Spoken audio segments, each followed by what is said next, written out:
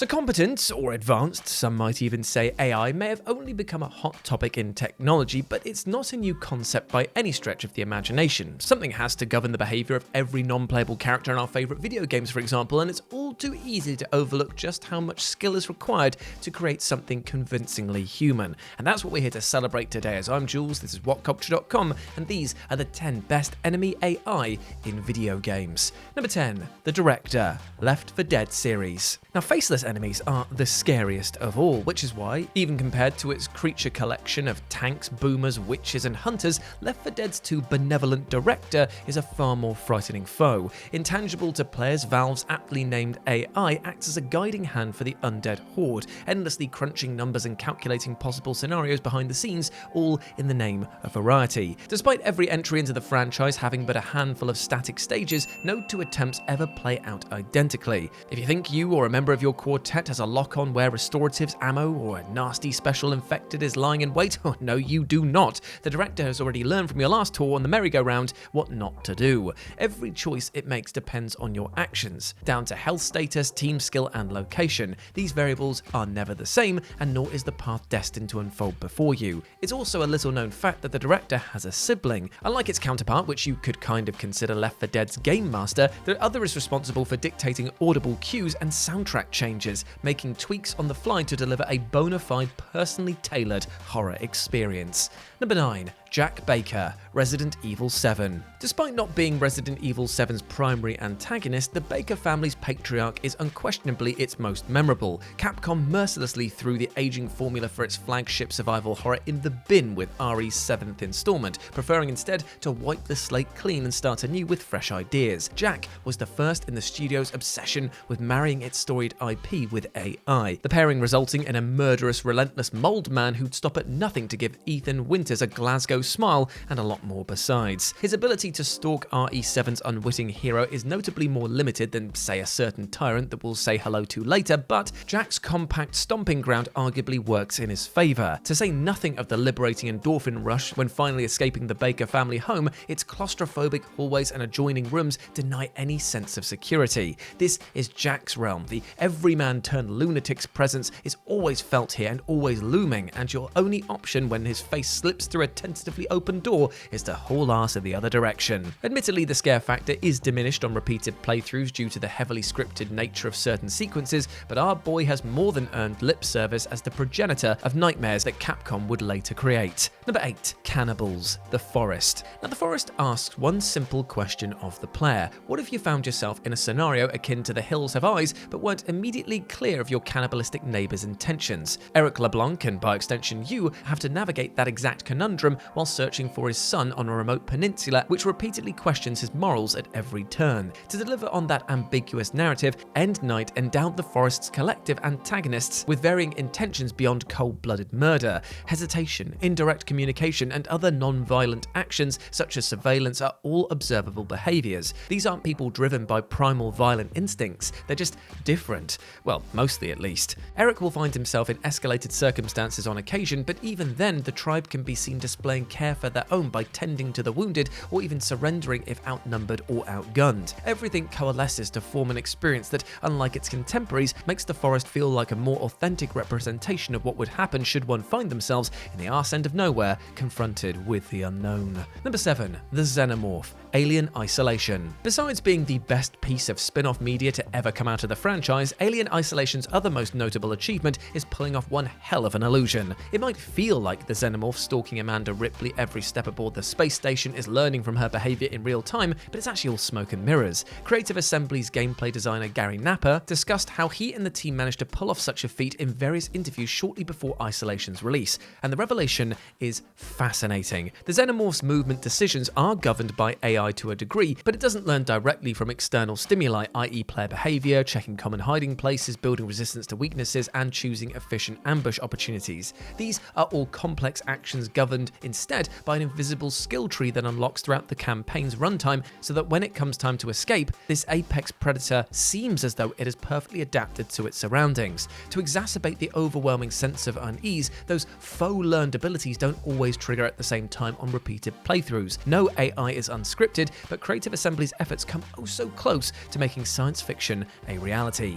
Number 6. The Nemesis System, Middle-earth Shadow of Mordor / Shadow of War. Every action has a consequence in Monolith's Middle-earth titles. Well, almost. Sauron's not exactly going to get an inexplicable power boost if you pick a random flower in the barren fields of Mordor, for example, but how the player interacts with his minions as Talion will have a knock-on effect, either immediately or hours after the fact, and that's thanks to Monolith's unique Nemesis system, which procedurally reacts to seemingly inconsequential events. The biggest, meanest, and ugliest of Sauron's forces, the Uruk, aren't just the foot soldiers to be slaughtered en masse. There's plenty of nameless orcs meandering around the open world, but many have names, abilities, and a reputation to uphold and form the backbone of their Dark Master's armies. Win or lose to any of them, and they'll not only remember prior events, but waste no time reminding you of what transpired the last time they met in a spittle-filled rant. Some will want revenge for previous transgressions, while others will boast about their promotions to captain for having kicked your ass. But you know what goes around comes around. Not before or since has any contemporary managed to ape Monolith's efforts, and considering publisher Warner Brothers went so far as to patent the entire thing to deter copycats, we're unlikely to enjoy a personalised adventure quite like it again. Number 5. Mr. X, Resident Evil 2. Look at that bold, wrinkly-skinned bastard. No, don't show a picture of me. Isn't he just a snack? No? Well, how about if that trench coat was stripped off and replaced with a mankini? Mr. X may have gained an exposure boost thanks to such fan edits flooding modding forums following Resident Evil 2's release, but the man, or zombie monster abomination, take your pick, is wholly deserving of his status as a self-made celebrity. Capcom has never provided a detailed breakdown of how Mr. X's actions are governed, but suffice to say that he's a clever bloke despite being undead. What we do know is that the well-dressed tyrant's patrol routes are initially largely randomized if he's not actively chasing Leon or Claire. Shooting, opening and closing doors, running and generally making a ruckus are all actions that can tip Mr. X off to your precise location. But humorously though, you won't consciously decide to keep sound to a minimum once Umbrella lets loose its new toy. So unnerving are the sounds of his thudding footsteps that you'll naturally resort to behaving as one would in real life if they were being doggedly pursued by an impervious wall of muscle. He's also 100% a big cheater. Numerous YouTube videos documenting Mr. X's uncanny ability to teleport from one side of the station to the other are out there. The illusion is shattered a little as a result, but look, his noggin houses a non-operational brain, so cut him some slack, yeah?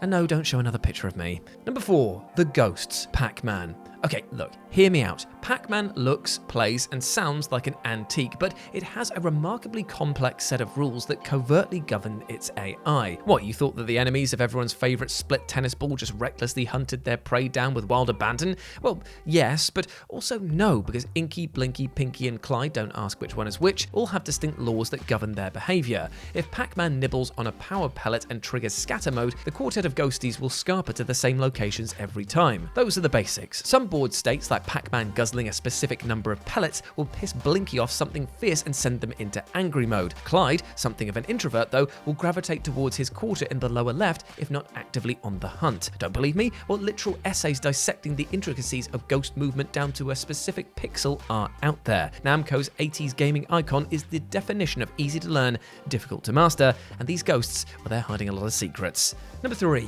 Foot Soldiers, Metal Gear Solid 5, The Phantom Pain. Hideo Kojima's falling out with Konami during development of The Phantom Pain would ultimately result in a noticeably unfinished product that fell short in some regards, but not where the AI was concerned. Snake's tour of Afghanistan to sniff out XOF's leader would come to an abrupt end, but the journey to get there represents some of the best stealth gameplay money can buy, thanks to unconventionally smart enemies and an open-ended approach to progression. Even stumbling upon a non-critical base to secure resources is a battle of attrition if you fall into the trap of adopting the same strategy ad nauseum. If you breeze through a couple of compounds with little resistance, then subsequent strongholds will increase their numbers to compensate. If you prioritize headshots, you'll suddenly find that even rank-and-file peons have donned helmets to better protect their craniums. The sense of escalation can be felt with every mission. If nothing else, the system proves how complementary to immersion's semi-competent cannon fodder can be. No-name expendable bodies don't just have to be glorified shooting galleries. Number 2. Everything, Rainworld. Now, Rainworld is not a fair game. It's difficult and can be maddening, but that's kind of the point. You're supposed to feel helpless in this inhospitable hellscape that eats cutesy slug cats, that's you, for breakfast. It's not hyperbole to say that everything in Rainworld is out to kill you. From plants and birds to lizards and marine wildlife, slug cats are a favourite on the dinner plate of anything with a digestive system. Contrary to the usual platformer fare though, the difficulty in Video Cult's cult favourite indie hit comes not from precision per se, but from learning, usually through trial and error, of how each of its ecosystem's megafauna behaves, and dynamic AI governs it all. Imagine, if you will, Dr. Grant and his fellow paleontologists as they came face to face with living dinosaurs in Jurassic Park. Like them, you're going to be learning by watching the quirks of every living organism that crosses your path, from scavengers who attack only out of fear to multiple colour variants of the Gojira-level lizards who hunt through sound, sight, and God knows what else. You will die a lot in Rainworld again and again, but if you stop and watch the AI, then maybe you'll learn how to survive the night. And number 1, replicas. Fear. Now, we're just shy of Fear being 2 decades old, and still no other shmup has come close to surpassing or even meeting the quality of its intricate AI. The first entry into Monolith's series is legendary for that very reason. Thematically apt, considering Fear's primary protagonists, replicas, which are innumerable clones, all under the control of shady telepath Paxton Fettel, share more than just the same face. To flush out the player character, these dogs of war can converse with each other and form strategies in direct response to their quarry's current situation and location. Hunker down under cover, and Fettel's army will flank your position. Try to blitz your way through every threat, and you'll be met with heavy suppressing fire. These strategies aren't employed as an arbitrary response, mind you. Either of those situations can play out in wildly different ways. If you expect a flanking maneuver, NPCs could instead decide the best course of action is to retreat and set up an ambush by constructing a blockade from environmental objects. You'll even hear replicas barking orders at each other on occasion that may or may not be acted upon, just to keep you guessing as much as possible. It's funny, Alma may be the poster child for Fear, but she's far from the most dangerous threat. Here's hoping that Monolith revisits this series one day, because just imagine what they could do with today's hardware.